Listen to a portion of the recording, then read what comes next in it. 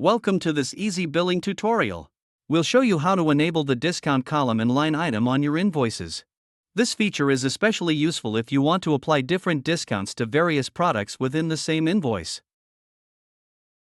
To enable the discount column, follow these simple steps. Go to the menu and select Customize Document followed by Columns, and then choose Invoice.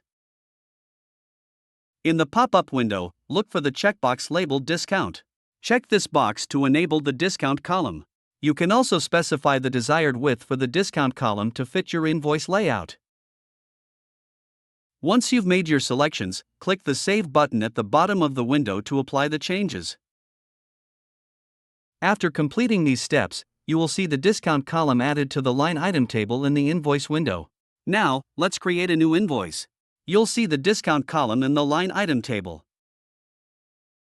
For example, let's input an item with an amount of $100 and a quantity of 2, applying a 10% discount.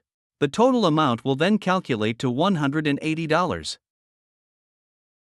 Now, you can easily apply discounts to individual products, making your invoicing process more flexible. Thank you for watching this easy billing tutorial.